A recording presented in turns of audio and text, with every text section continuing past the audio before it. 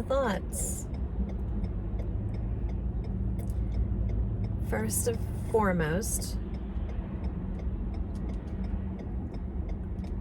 it would be gratitude. I am thrilled that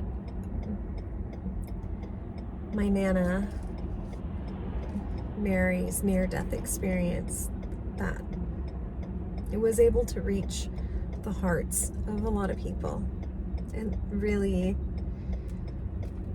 makes me happy. And I can only imagine it makes her happy too. I thought she was 18, but I did my math wrong, because I saw that she was born in 1884, if I remember right, and the near-death experience took place in 1901. So, bad math. That would make her 17, but close enough, right? Close enough.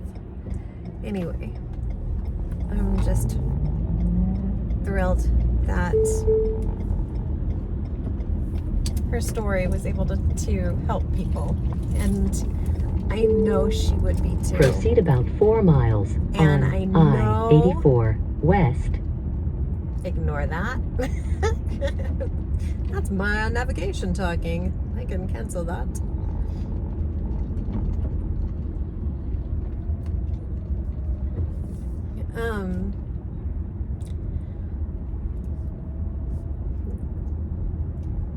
Nanna's story is actually really interesting. She's got some pretty interesting stories from her childhood too, from when they were crossing the plains in a pioneer train. And the man she married, Poppy, that's what we called my great-grandpa, he has really cool stories too, stories of faith. I have an incredible heritage. My Poppy was, he ended up going completely blind suddenly in his older years, and he was, may have been the only one to this day, I don't know, but I know that he was the first totally blind. He was either a congressman or a state senator, I don't know, I gotta look it up, but he served totally blind, and my Nanna would read all the papers and documents to him, and he was an incredible man. He was also, when he was younger, he was one of the original Pony Express people, like literally riding horses across the plains. And he took a job going across certain areas that many that were with Pony Express were too afraid to go, because the natives would attack. And Poppy, when he had started this, he was very young. I think that he started doing this when he was like 16. And he took the routes that everyone was too afraid to take. And they were like, well, we need to give you guns. You're going to need ammunition. You're going to need guns. You're going to need, to be prepared to face the natives. And he said, I don't want any of that.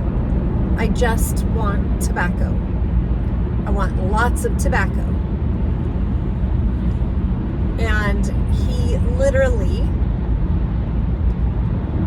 when he would go through the areas that he'd been warned of, he said that he would ride through these canyons and he could see different Indians up, and yes, I am calling them Indians and not Native Americans. I happen to know some different people from different tribes that actually say they prefer to go by Indian. A friend of mine, Ugalawa Sioux, he said that. Another friend of mine was from the Ojibwe Nation, and he also said that. So I'm saying Indian. I'm not the most PC person anyway. Anyway, my poppy, he said that he would see the Indians up on the ridge, and these particular natives were known to be quite violent, which is why no one was taking these routes that my poppy was willing to take. And he said that as soon as he saw them coming up along the ridge, he says initially he would only see one or two. And as soon as he would see them come up, he would put his arms out like this to make sure that they knew that he wasn't going to reach for any weapons. And he said eventually a native would come down, like one of their leaders that could speak broken English. And he would, he pointed down to his tobacco pouch and said, "I don't mean any harm. I just hope to cross in peace. I brought tobacco." And he would give them tobacco and they would let him pass. And one of the leaders that could speak the best said that they were in awe of his bravery, because he had started doing this when he was like 16. And they said that because of his incredible bravery and his kindness, that he could cross anytime. And so he was quite successful at that, and he did that for quite some time. But yeah, I was reading comments and I saw how one person was like, "There's no way it's your great-grandparents. You must mean your great-great-great, and unless you're a vampire." I thought that was hilarious. I am not a vampire. I am just the youngest of a big family.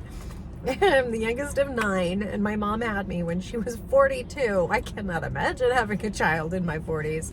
I am in my 40s, and that's just shocking. But yeah, she had me when she was 42. My mom was born in 1934, and I am older than I look. And so, at least I hope I'm older than I look. I hope I don't look my age. I'm 48, so...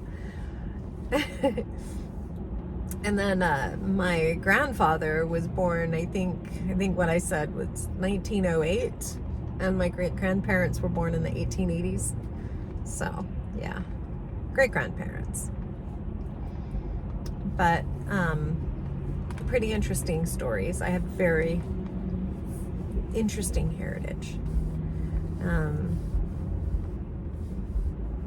Anyway, I'm just glad that Nanna's story is being told.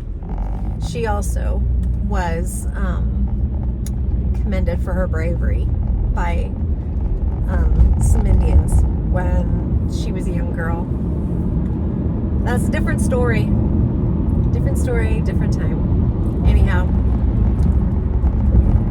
thank you, y'all, for the support. And I know some people didn't like the way I read it, but I did that for my mama, because that's how my mama would have read it. She was very dramatic. My mom would have read it with her heart. And I know my mom got her drama streak from her grandma. The women on my mom's side are very dramatic women. I am actually not like that at all. I'm much more like my dad. But I read it the way my mom would, with her heart. And I'm just glad that the majority of the comments were kind. Peace, y'all.